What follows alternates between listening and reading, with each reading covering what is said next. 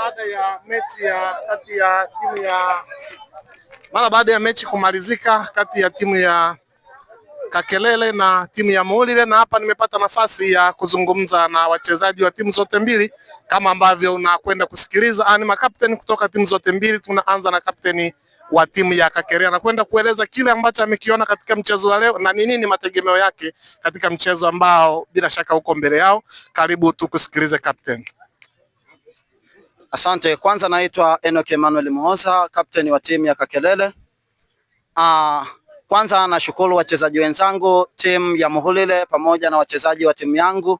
Ni kwamba ni matokeo, tumetekeleza kile kocha ambacho ametutuma endapo hatujapata matokeo.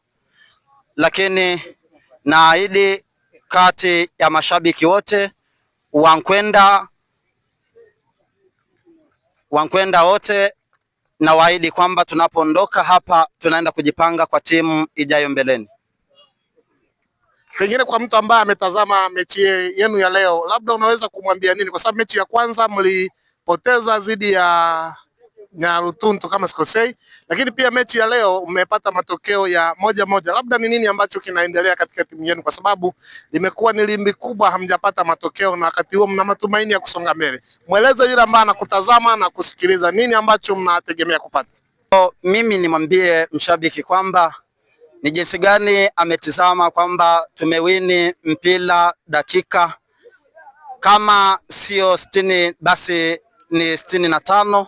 Ni kwamba tu tumekoswa bahati ya kufunga, lakini tunawaahidi kwamba hatujaishia hapa, tunaenda kujipanga na mchezo ujao tunawaahidi tutapata matokeo. Tunaelekea kwa kapteni wa timu ya Akanyenye FC na anakwenda kutujuza kile ambacho amekiona mara baada ya mechi kuwa imekamilika. Karibu tueleze kile ambacho umekiangalia kama wewe mchezaji. Karibu. Kwa majina naitwa Kasten Audax Joseph. Kuhusiana na mchezo wa leo, mpira ni mchezo wa makosa. Ningependa kuzungumzia kuhusu wachezaji wenzangu, benchi la ufundi, marefali na wale waliotuongoza kufikia mchezo huu.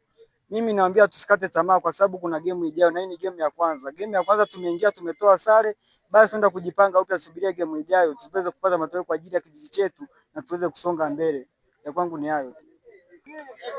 Unaweza kumweleza nini, kwa sababu hii ni mechi yenu ya kwanza, mmepata matokeo ya 1-1, lakini mbele yenu pia ziko mechi nyingine ambazo zinaendelea. Kwako wewe ambaye ni mechi yako ya kwanza na bado unayo nafasi ya kufuzu, ni nini ambacho unawaeleza mashabiki wako, lakini pia mashabiki wa Akanyenye FC kwa ujumla?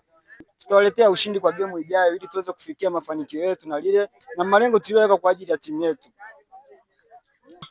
Kuna tabia ya timu unakuta inatoka kijiji fulani, lakini wachezaji wa kijiji kile hawapati nafasi. Labda kwa upande wenu kijiji cha Muhulile hali hii ikoje? Fundi, hayo sio masuala ya kuzungumzia mimi kama captain, bali ni masuala ya uongozi. Kocha ndo anapanga, benchi la ufundi lipo, hayo mambo ni jukumu lao. Mimi siwezi kuzungumzia kuhusu hilo swala, bali ni jukumu la benchi la ufundi, wachezaji, viongozi, sio kwa niaba ya kwangu. Kwa hiyo mimi ningeomba niwasihi wachezaji wa timu ya Muhulile ambao ndio wanalalamika kwamba wakupanga kwa ajili ya kikosi ndani ya wazawa. Hiyo ni sehemu ya mchezo na sisi tushaungana ni wamoja.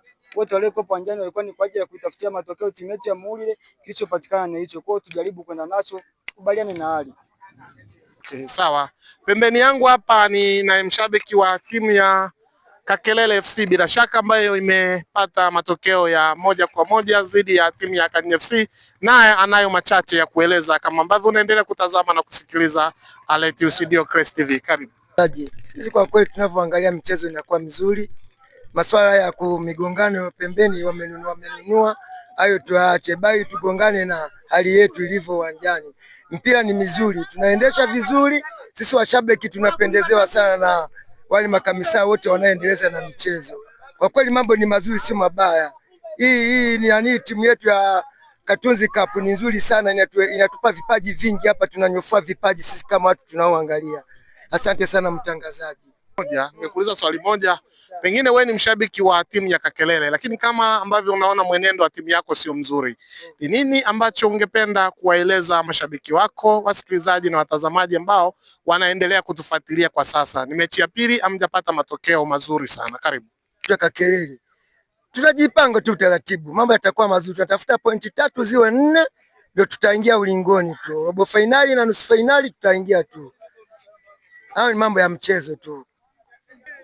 Kama ambavyo umewasikiliza makapteni wa timu zote mbili, lakini bila kusahau mashabiki ambao wamepata nafasi ya kuzungumza nasi moja kwa moja kupitia katika chaneli hii ya Red Studio Crest TV.